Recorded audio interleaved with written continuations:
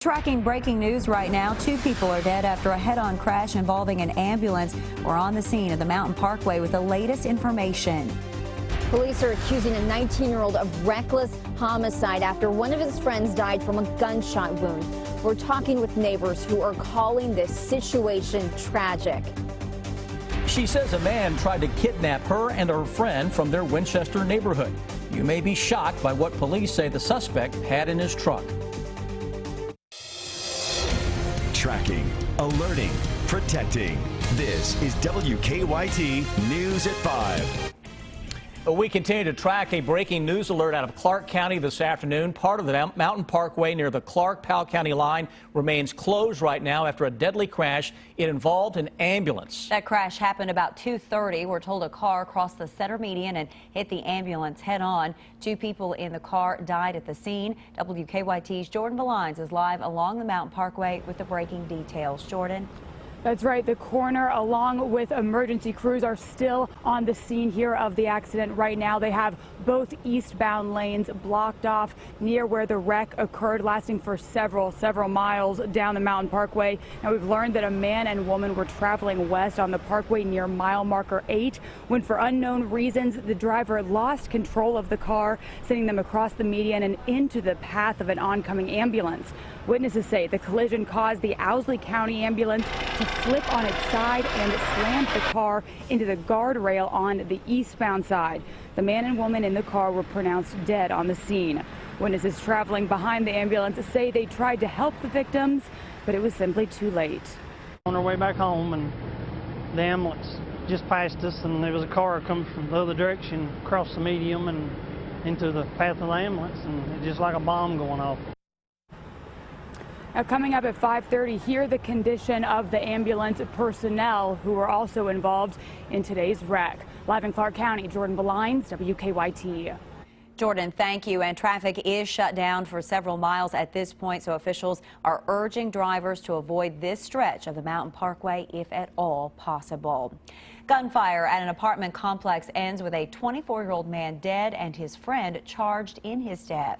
It happened last night on Wayne Drive in Richmond. Police say that 19-year-old Richard Seary was holding a rifle when it went off, hitting Cody Dittman in the head.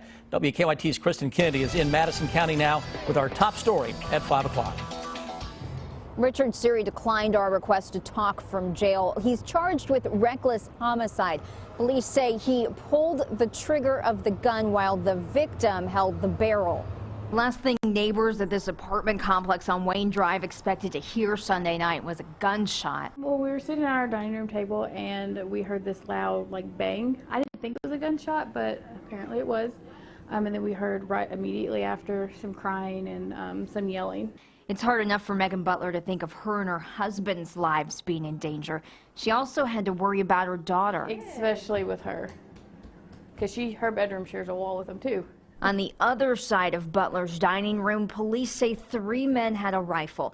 Investigators later determined Richard Seary held it, turned the safety off, and pulled the trigger. At the same time, they say Cody Dittman held the barrel of the gun to his head. It's kind of shocking, you know, it's sad to hear that something like that would happen in this apartment complex, and it was just shocking and sad. Police arrested Seary. A third person inside the apartment at the time isn't charged. Seary will be arraigned in court Wednesday.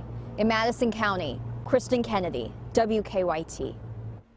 In our county-by-county coverage here at 5 o'clock, we're tracking stories in Perry and Whitley counties, and we begin in Perry County, where police say an argument led to a deadly stabbing.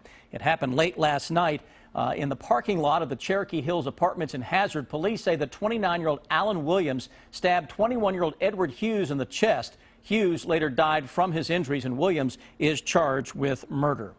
In Whitley County, a 20-year-old man died after a head-on crash this morning near Williamsburg. The crash happened just after 8 on Kentucky 92. State police say a woman lost control of her car in a curve. It crossed the center line and then hit another car head-on, killing the driver, 20-year-old Charles McIntosh. The other driver and her 2 passengers were taken to the hospital for treatment of injuries. Police say he may be armed and dangerous. An arrest warrant is now out for the man investigators say stabbed 2 people in Lexington last night. Police are looking for 33-year-old Morgan Adams. They say he stabbed a man and a woman inside an apartment on Martha Court following an argument. Adams is wanted on 2 counts of assault. A man who knows one of the victims says he wishes he was there to help his friend. I was pretty mad. I said to the cop, I said, I wish he'd tried to stab me. Wouldn't have gone good for him. The 2 victims are still in the hospital but are expected to live.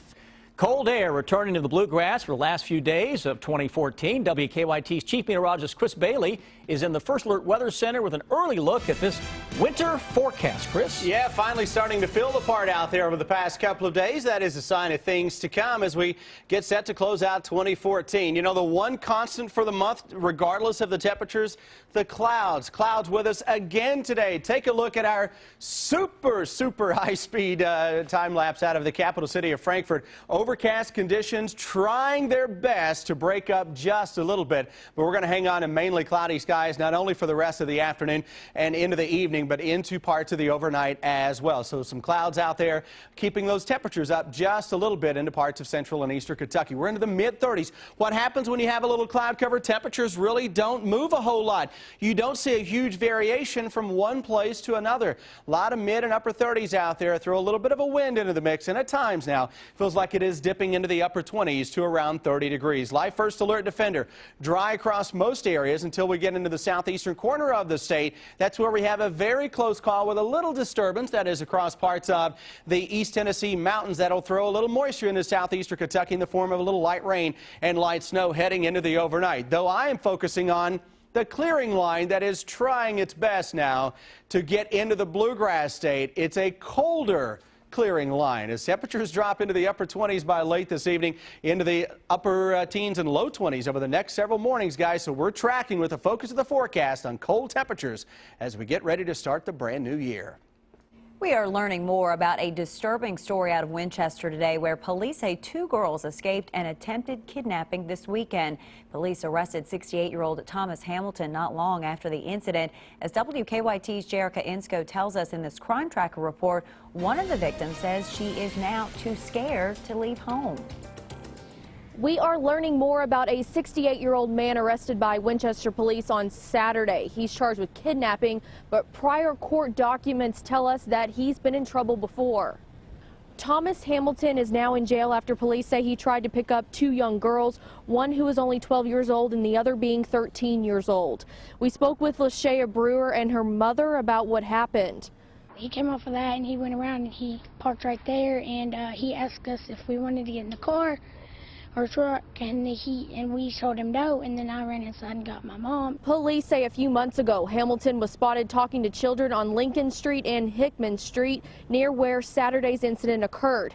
Now we're learning that back in 1998, Hamilton was arrested and charged with 2 counts of first-degree sexual abuse, which he served time for. Court documents state that the 1998 incidents involved Hamilton inappropriately touching a 10-year-old girl. That doesn't settle well with Brewer's mother. My biggest worry is that they won't do enough to keep him in there, and the next little girl or little boy won't be so lucky. Police found 2 ropes, a large amount of plastic sheeting, and a steak knife in Hamilton's truck on Saturday.